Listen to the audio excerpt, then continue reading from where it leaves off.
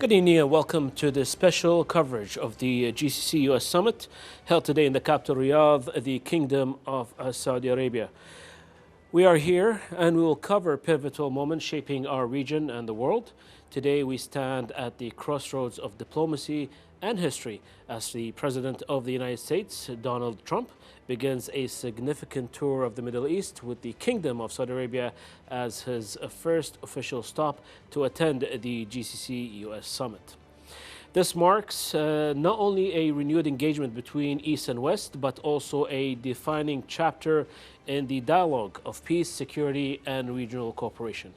Kuwait, as always, stands at the heart of responsible diplomacy, and it is with great pride that we highlight the participation of His Highness the Emir, Sheikh Mish'al Ahmed Al Jaber Al Sabah. May Allah protect and bless him at the summit, who represents our beloved nation's commitment to constructive dialogue, strategic partnership, and mutual respect among nations. In the next hour, we'll bring to you detailed coverage, expert analysis, and outcomes of the summit and what it means for Kuwait, the Gulf Cooperation Council, and for the future of U.S.-Arab relation. Stay tuned.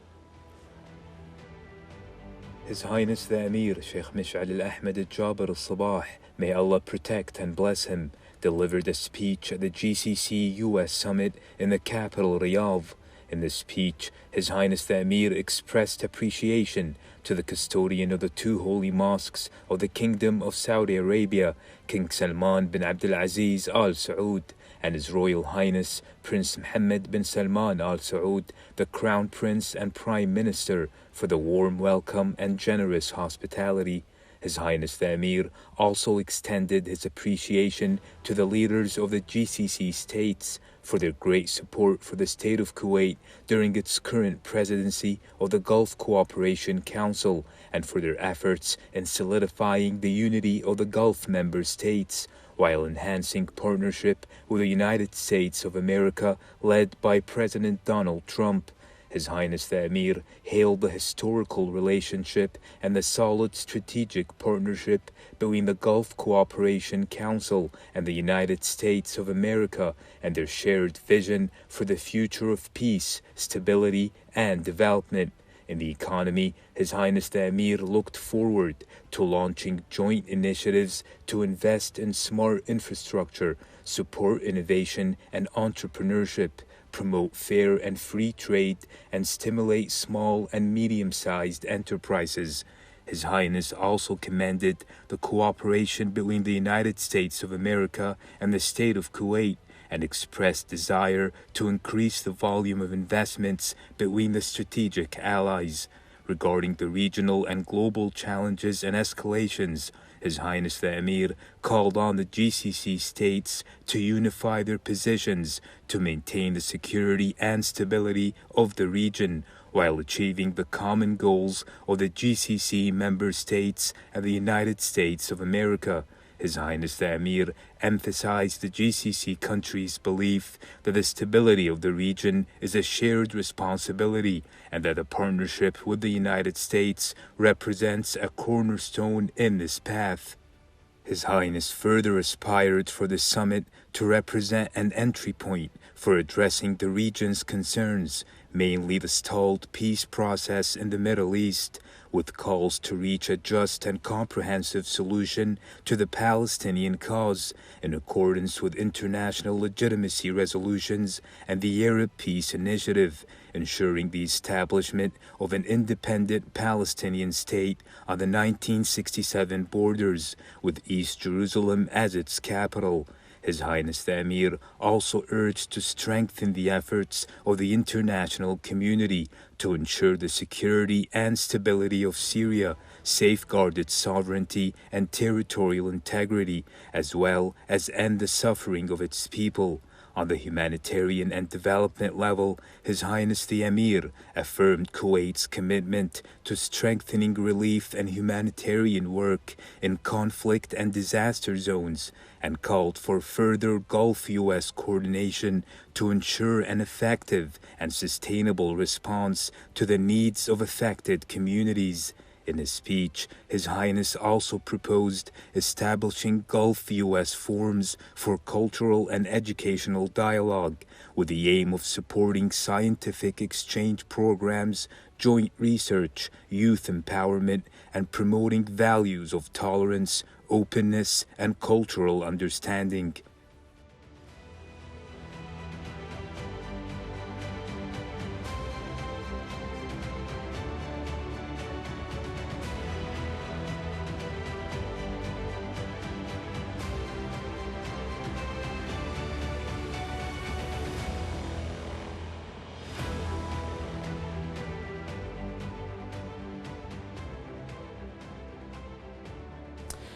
As we delve deeper into the significance of the U.S. President's visit and the broader implication for our region, we are honored to be joined in the studio by a very distinguished guest, a man whose voice has long contributed to the legal, political, and economic discourse of our nation.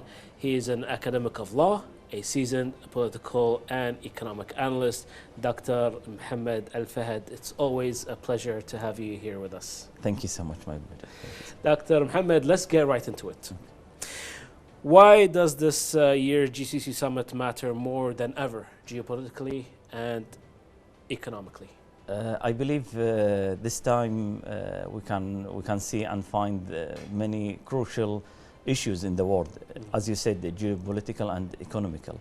We can say by the geopolitical, for example, as we know, the crisis between the United States and Russia, and also some tensions which affected Kuwait and the GCC countries, like, for example, the recent crisis between India and Pakistan, also Sudan, and the most important thing is the conflict in Gaza. And all these issues is very important and very crucial in this time. So I believe the timing of the summit is in a very good and great time.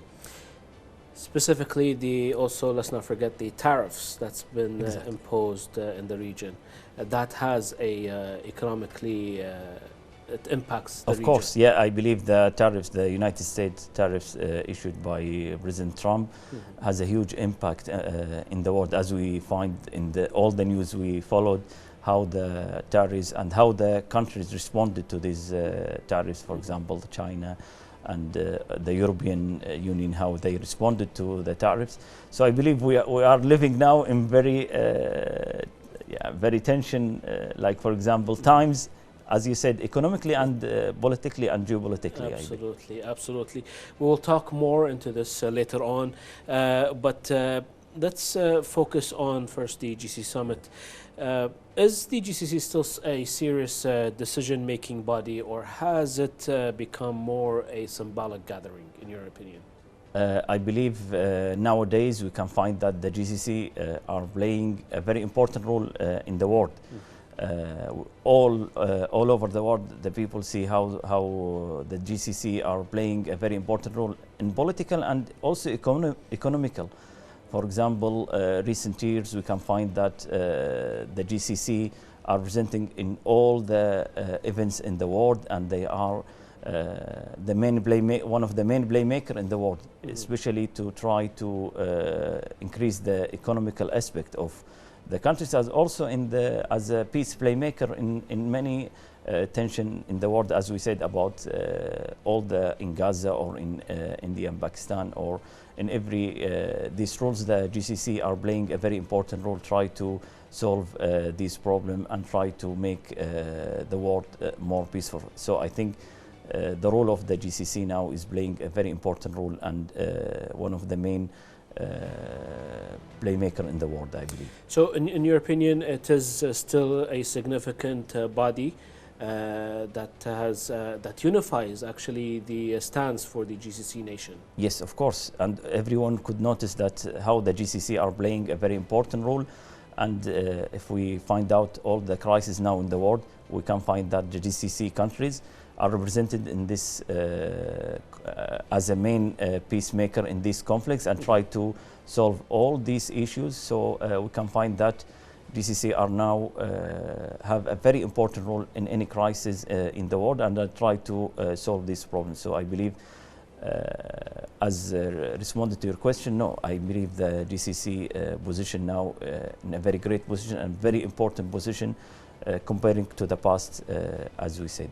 And maybe this to solidify even more the Mr. President Trump's visit from Saudi now onto Doha, Qatar, and then following the United Arab Emirates also signifies the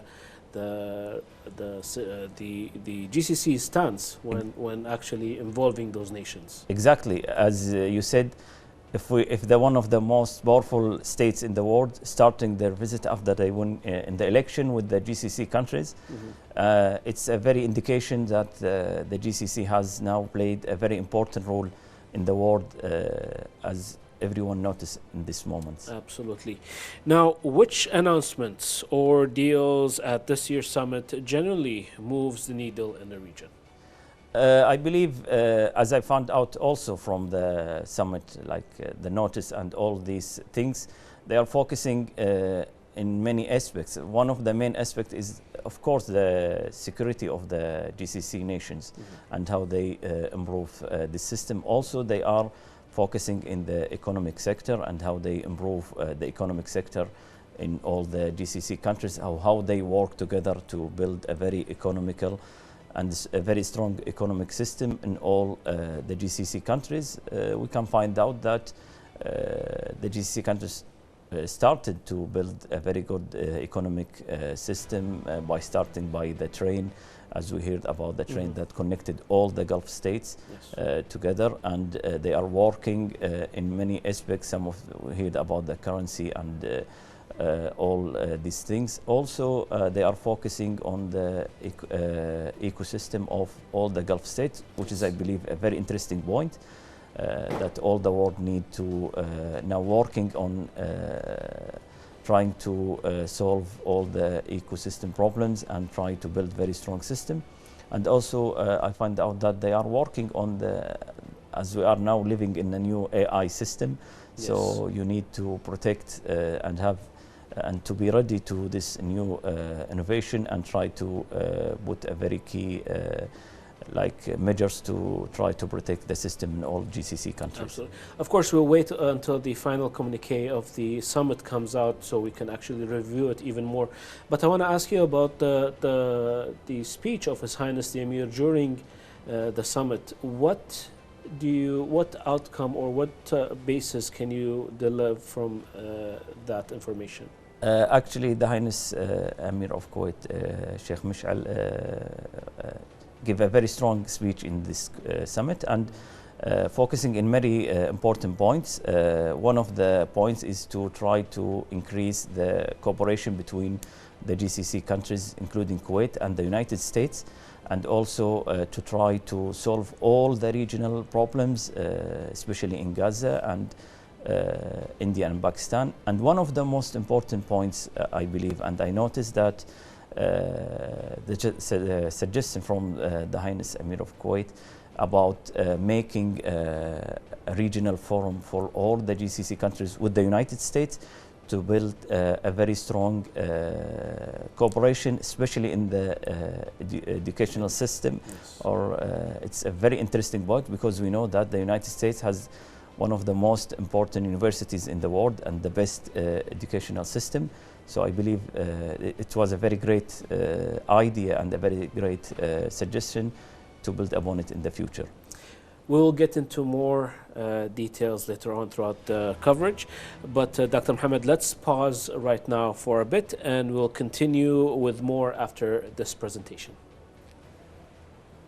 An invitation from the custodian of the two holy mosques, King Salman bin Abdulaziz Al Saud of the Kingdom of Saudi Arabia. The leaders of the Gulf Cooperation Council or GCC countries are attending the US GCC Summit being held in the Saudi capital Riyadh. Accepting the generous brotherly invitation, Gulf leaders expressed appreciation to His Majesty King Salman, praising the close and solid historical ties between the GCC member states and the continuous development of fraternal cooperation and coordination at all levels to achieve the best interests of the Gulf nations. The summit is part of US President Donald Trump's visit to the key American partners in the Middle East. Saudi Arabia, Qatar, and the United Arab Emirates, during which President Trump will present his country's vision for engagement with the Middle Eastern affairs, as well as clarify his policy priorities in the region. High on the agenda will likely be the Gaza war ceasefire talks, oil, trade, investment deals, and potential announcements in the areas of advanced semiconductor exports and nuclear programs. The agenda of President Trump will also focus on bilateral issues and cooperation in the field of artificial intelligence. Marking his first Middle East tour since his re-election as U.S. president for a second term, Trump's first leg was in Riyadh on May 13th, while the tour will also take him to Doha to meet His Highness the Qatari Emir Sheikh Tamim bin Hamad Al Thani before heading to Abu Dhabi on May 15th to meet with His Highness the UAE President Sheikh Mohammed bin Zayed.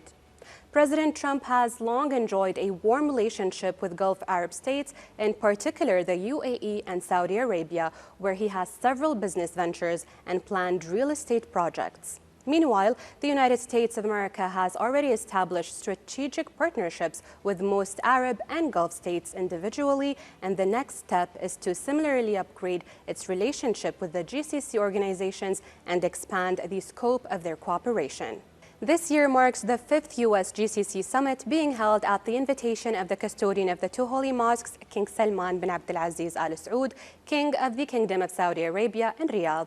The previous U.S. GCC summits were held in 2015 in Camp David and in 2016 and 2017 in Riyadh, while the 4th summit was held in 2022 in the Saudi coastal city of Jeddah. The leaders also affirmed their commitment to joint cooperation to bolster global economic recovery efforts, address the economic repercussions caused by the pandemic and the war in Ukraine, ensure the resiliency of supply chains and the security of food and energy supplies, develop clean energy sources and technologies, and assist countries in need by helping address their humanitarian and relief needs. On the oil sector, the leaders recognized ongoing efforts of OPEC Plus towards stabilizing the global oil market in the interests of consumers, producers, and supporting economic growth. They welcomed the OPEC Plus members' increase of oil supply and commended the Kingdom of Saudi Arabia's leading role in achieving consensus between the members of OPEC Plus.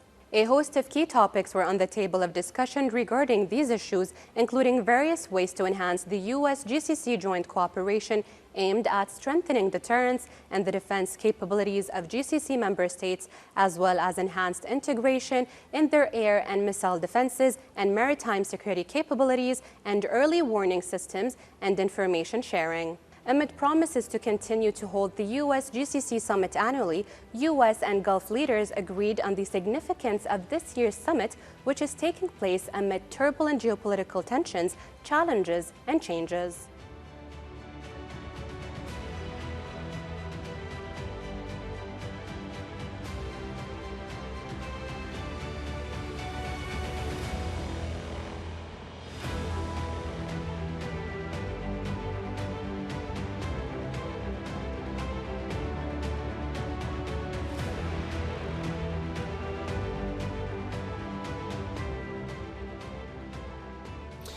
Before we continue with our guests in the studio, we spoke earlier with Mr. Hussein Eshemiri, a political analyst from the Kingdom of Saudi Arabia, who has shared his insights on some key regional issues. Here is what he had to say. The GCC American Summit held here in Riyadh in the presence of the GCC leaders along with the American presidents comes at a critical time to serve both entities, the Gulf Cooperation Council and the United States of America. The $1 trillion investment in both sides will serve the economies of the Gulf states as well as the economy of the United States of America. We also hope that this cooperation between the two entities would result on more employment as well as more projects, more investments towards in the artificial intelligence as well. So I think it is a very important summit held at a critical time, and both entities will benefit from those investments rather in the United States and in the Gulf countries. Now, also we have the Palestinian issue, or what's happening in Gaza. We're hoping that peace will prevail and the American president will understand the needs of the Palestinian people to create their own state. We're working for a two-state solution as the Gulf states and Saudi Arabia, and we're hoping that the American president will deal with the two-state solution rather than the one-state solution. So now the conflict really affects on the region, but it doesn't affect directly on the bilateral relations between the United States of America and the Gulf states.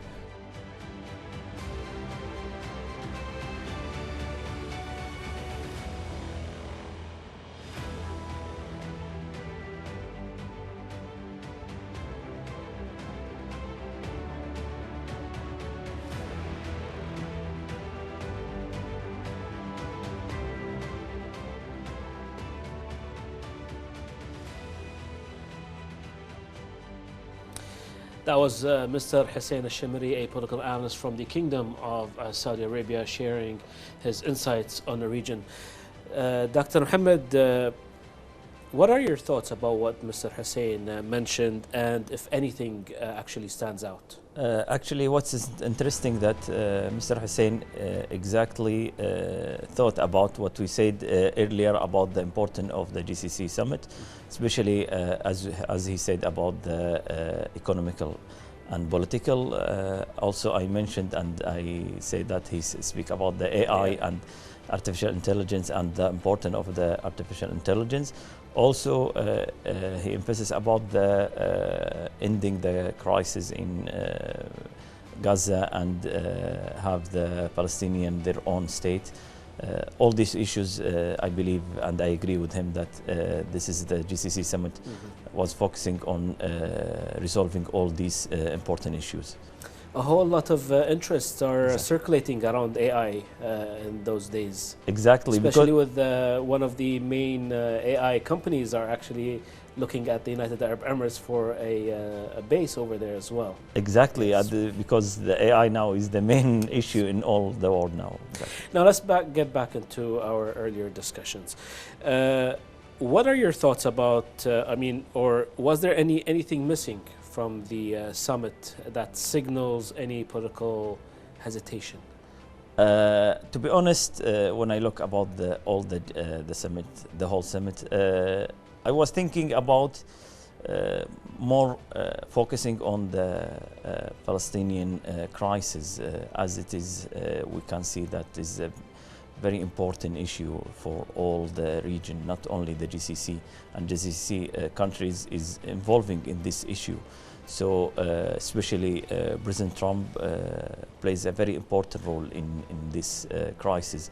So I believe maybe some more discussions or focus on ending this war, as it's all the people in Gaza suffering from this war. So I believe this issue maybe should be taking more priority than other issues. But like we mentioned earlier, the GCC being a main decision-making body, do you think it's fair, and it's from your background as a political analyst, you balance it because you have Gaza, you have Syria issue, you have also Lebanon coming out. So do you think the decision are prioritized based on the region to support the GCC as a body? Exactly, I totally agree about that. We can say that, as we said earlier, the region is facing very important incidents, and I believe I'm very positive about the future, as we say that, especially as you mentioned, the Syria crisis, and we all see yesterday there's important thing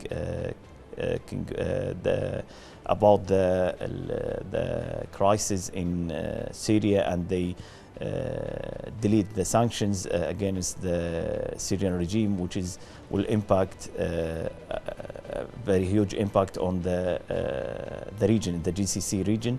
So also I believe this crisis have a huge impact on the GCC system, or in the GCC discussing these issues, and also about the crisis in the India and Pakistan, and we can say how they are focusing in this issue, and they are discussing and to have a peaceful also the ceasefire in Yemen.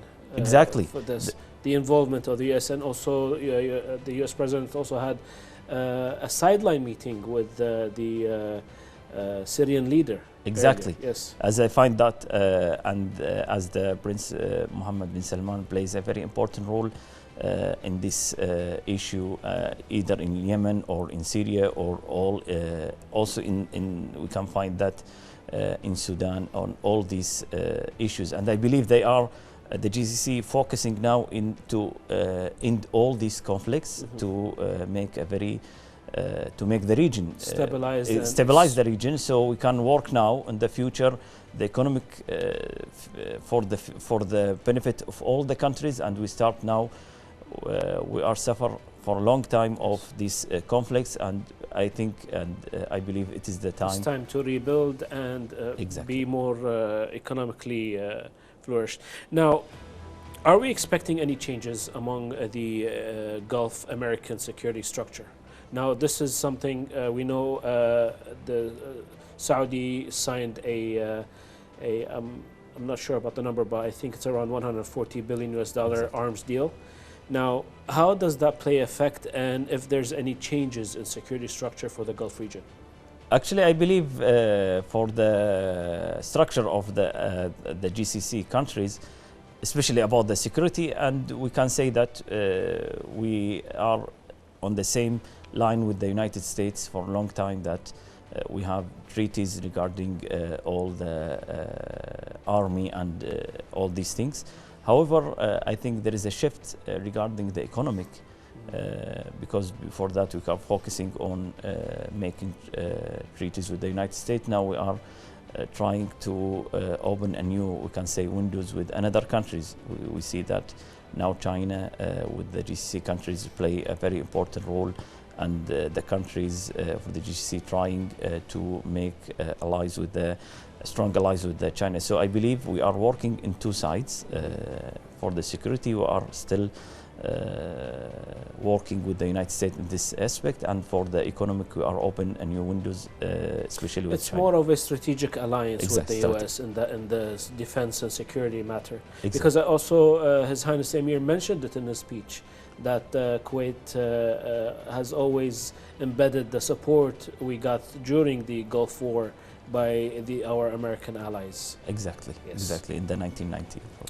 Now, after years of talk, are we any closer to a fully integrated Gulf economy? Now, this is a very subject has been talked and discussed for many years. How are we close to that actually happening? Actually, I believe, I'm not saying that we are going forward to this.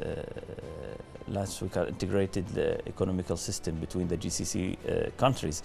As we are working, we can see in every summit that to build a strong relationship between the GCC countries in many aspects. As we said earlier, that we have started with the train for the GCC countries, and also we are working in many aspects.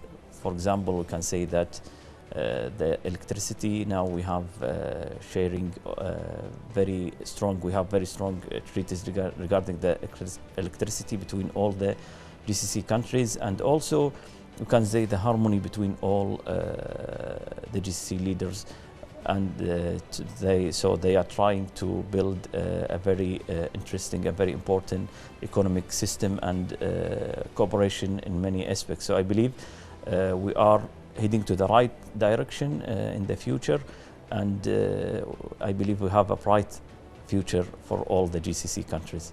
Inshallah. Inshallah. Dr. Mohammed, let's pause once again here for a quick break, and we'll continue our discussion.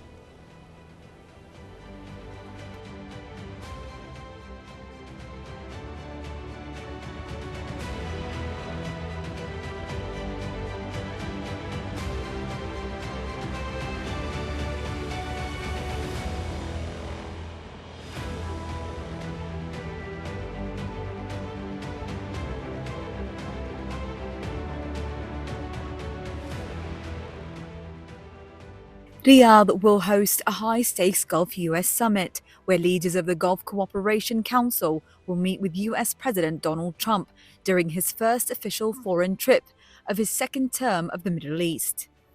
The summit is part of US President's tour to the region, which aims to further strengthen cooperation and deepen the strategic partnership with the US, advancing shared interests in regional security, stability, and sustainable development. The US GCC summits have evolved over the years, reflecting the dynamic nature of international relations and regional challenges. The summits held between 2015 and 2022 marked significant moments of collaboration between the US and GCC states. The 2015 Camp David summit focused on reassuring GCC nations regarding the Iran nuclear deal, with commitments to security cooperation. The 2016 Riyadh summit emphasized counterterrorism and defense interrogation, while the 2017 Riyadh summit led the establishment of the Global Center of Combating Extremist Ideology and discussions on economic partnership. Finally, the 2022 Jeddah summit reaffirmed strategic ties and addressed regional issues such as energy security and climate change. Additionally, the strategic partnership, which has progressed significantly through joint summits, marking key milestones in the collaborative journey between the GCC states and the US. The partnership has fostered enhanced cooperation across diverse political, economic, trade, and investment sectors, in addition to establish a constructed framework of joint working groups that oversee implementation within their respective domains, encompassing political, military, economic, cultural, educational, and other areas. Meanwhile, the summit's agenda will delve into pressing geopolitical issues, including the fragile situation in Gaza, the future of Abraham Accords, growing tariffs affecting bilateral trade, and the simmering nuclear tensions with Iran.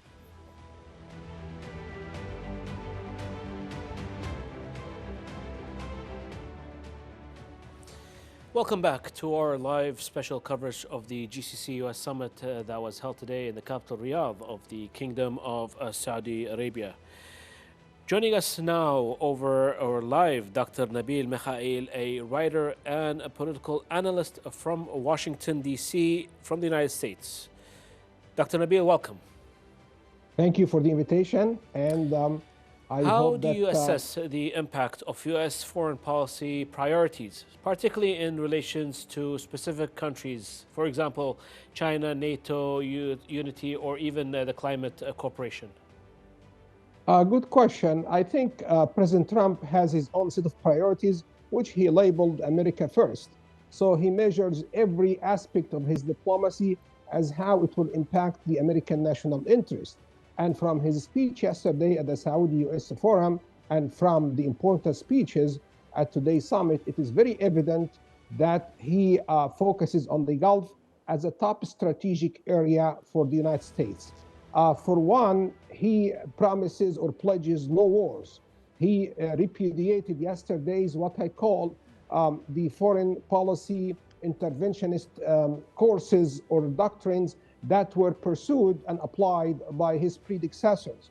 But now we have, quote unquote, the Trump doctrine, which entails no use of American military force to defend any area whereby the call for a regime change is basically invoked. This does not mean an obliteration of the Carter doctrine. On January 23rd, 1980, Carter said in a joint speech before Congress that any attack or aggression against the Gulf area is an attack against the United States. Trump still retains and honors that doctrine, but he said that I'm not going to use force as my first option. That's a very, very important development. The Gulf is important. The Carter doctrine is still enforced, but no wars. That's something which I call the Trump doctrine. And let us see how China, how the European Union, how India and Pakistan, and not the least how Russia will react to the enunciation of such a new creed in American defense policy. So, Dr. Nabil, do you think the outcomes signal a shift in strategy or more of a continuation of existing policies? No, I agree with the first part of your sentence. This is definitely a shift of a strategy. Why? Because Trump, when he comes back to Washington, D.C., will not ask the Pentagon commanders to prepare a war plan, a war game. That will not happen. At the same time, also, he introduced a very interesting concept that has implications to the Gulf area. He said, I convinced the leaders of India and Pakistan, while the conflict was escalating, to trade with each other, to do more commerce, to have more trade ties. Then they listened and they opted for not going to combat further.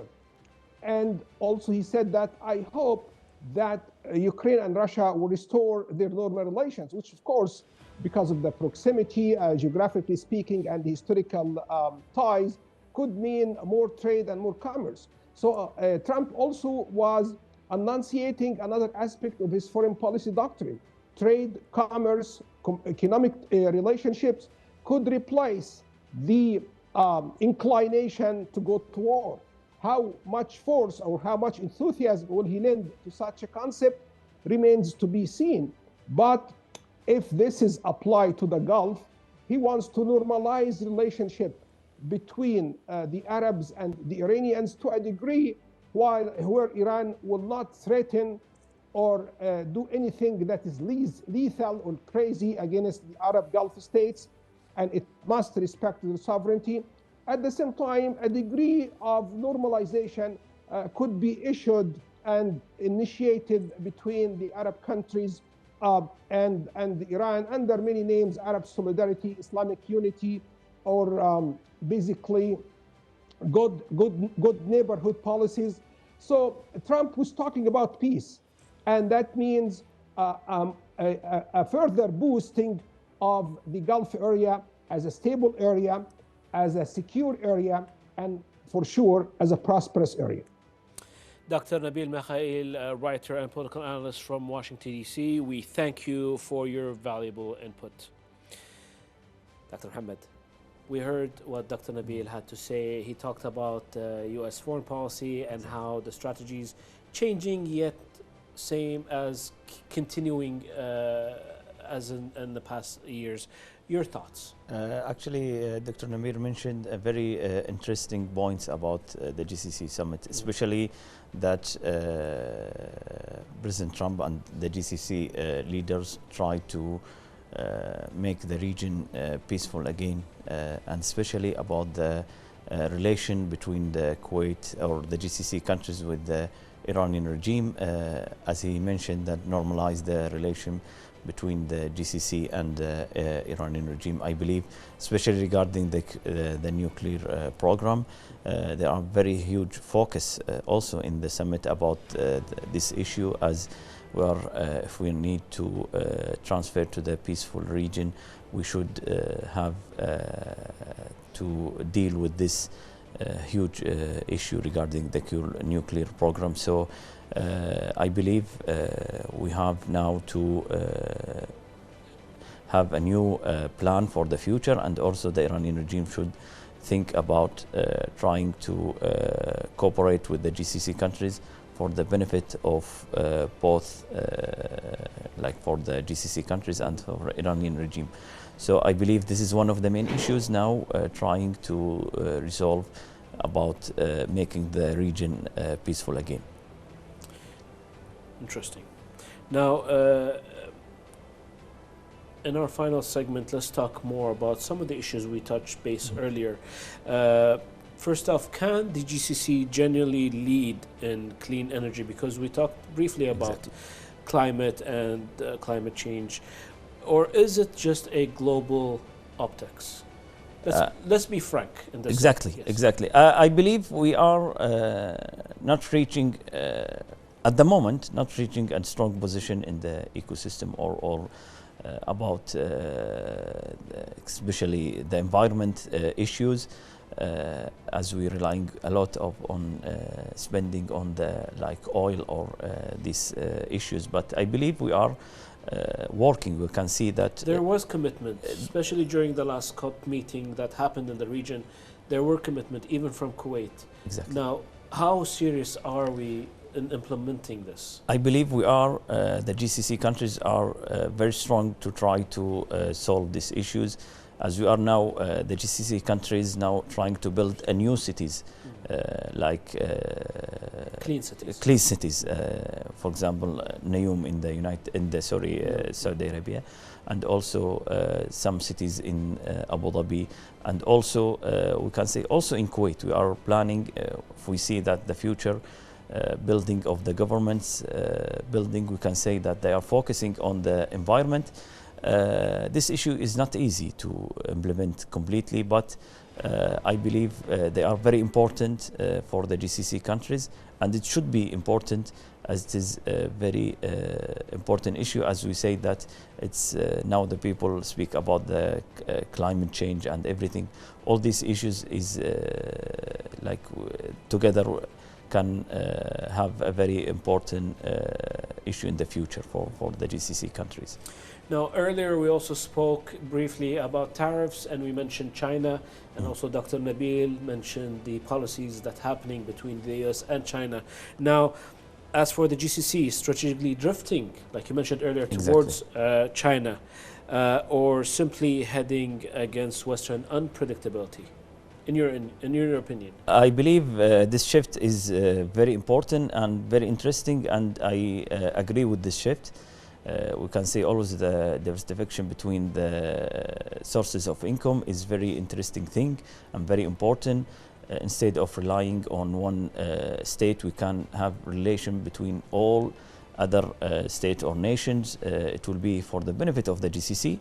We can say that China is playing a very important role in the recent years and making a very strong alliance between the GCC countries, as we before always rely on the United States or the Western or the European countries. Now I believe it's a very interesting and very important shift that we have many countries and open relation between many countries to try to help the GCC countries and make a very huge or strong relation between these states. If I'm not mistaken, yesterday Kuwait also signed 2 memorandum of understanding with Hong Kong in regards with direct investments and promotion of investments. Now, this is one aspect that would help Kuwait economically. His Highness the Emir's speech mentioned the investment in education and build on the previous investments and commitment with the US regarding any other economic. What is your thought? I believe, yes, as you said yesterday, the 2 treaties with Hong Kong, it's a very huge indication that Kuwait, as part of the GCC, is trying to make allies with, as usually we always focus on the United States or Europe. Now we are going to Asia and trying to make a new relation with China and with Hong Kong and all the Korea, Japan, all these countries. Also, as you mentioned about the Highness Emir proposal regarding building regional forum focusing on the education between the GCC countries and also with the United States.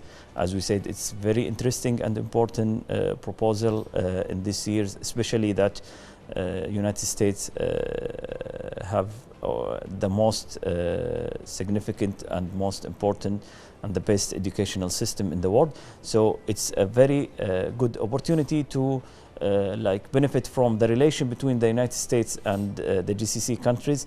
In this special aspect, I think it will have a huge impact in the GCC education system. Absolutely.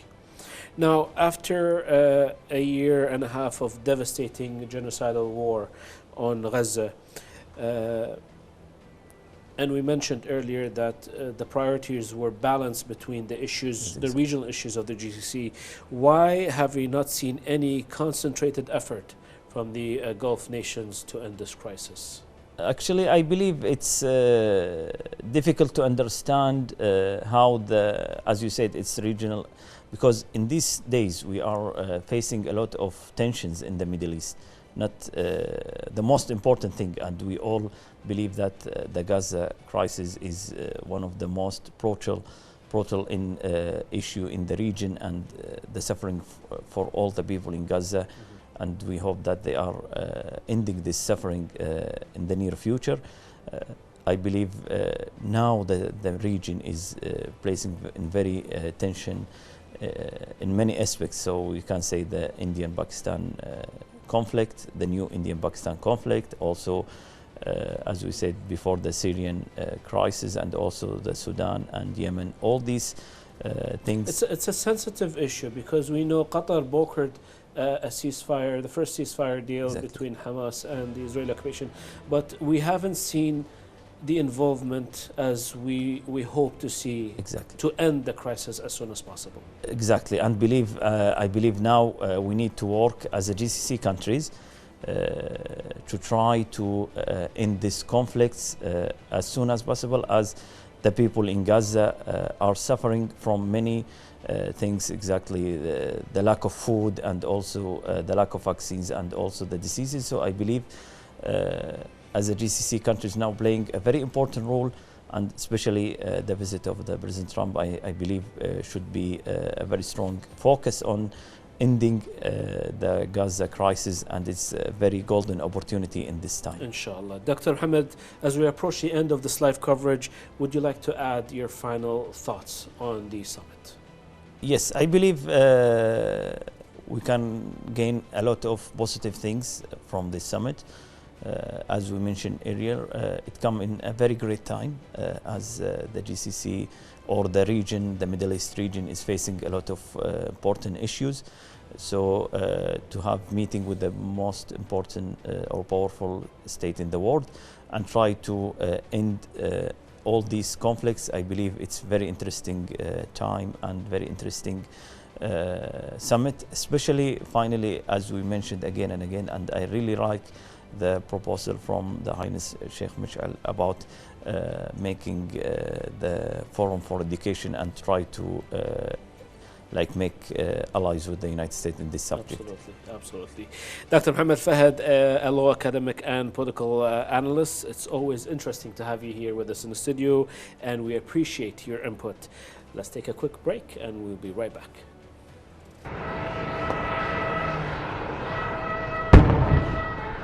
President Donald Trump arrived in Saudi Arabia, beginning a three-nation visit to the region and the first international trip of his second administration. Saudi Arabia is the first stop on a four-day trip to the Middle East, followed by a visit to Qatar and the United Arab Emirates later this week, where the focus will be signing business agreements with the three countries.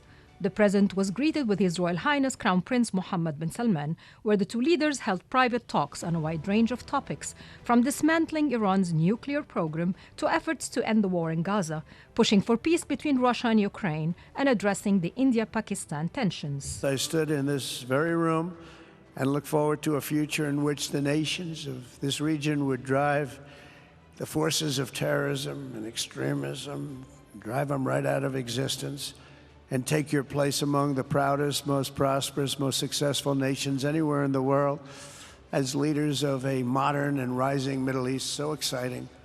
Deals reached between the two countries included investments in artificial intelligence companies and energy production, as well as multi-billion-dollar arms purchase from the U.S. weapons manufacturers. President Trump attracted high-profile business leaders to Riyadh for a U.S.-Saudi investment forum. Defense contractors, bankers, and artificial intelligence entrepreneurs gathered to attend the summit in the kingdom. The president delivered a keynote speech alongside the Crown Prince. Today, the Gulf nations have shown this entire region a path towards safe and orderly societies with improving quality of life, flourishing economic growth, expanding personal freedoms, and increasing responsibilities on the world stage. After so many decades of conflict, finally it is within our grasp to reach the future that generations before us could only dream about, a land of peace, safety, harmony, opportunity, innovation, and achievement right here in the Middle East. So beautiful. It's such a beautiful thing that's happening, I guess. Donald Trump and Saudi Crown Prince Mohammed bin Salman signed a strategic economic partnership agreement between the two countries in a ceremony at the Royal Palace in Riyadh. The visit to the Gulf states comes at a crucial moment for diplomacy, as U.S. officials work quickly to make trade deals following Trump's sweeping tariffs. President Trump, embarking on the first major international trip of his second term, strives to shore up relations with key allies in the Middle East and prove his might as a dealmaker on the world stage as he aims to tackle multiple crises and conflicts across the region. Dalia Al-Koumi, Kuwait television correspondent, reporting from Washington. As we come to the end of tonight's special coverage, it is clear that we are witnessing not just a political tour, but a moment of historical weight, one that reflects the shifting dynamic of diplomacy, strategy, and cooperation in the region. The participation of His Highness the Emir, Sheikh Mish'al Ahmed Al-Jaber Al-Sabah, may Allah protect and bless him, in this high-level dialogue reaffirms Kuwait's steadfast role as a voice of reason, balance, and bridge, building an increasingly complex world.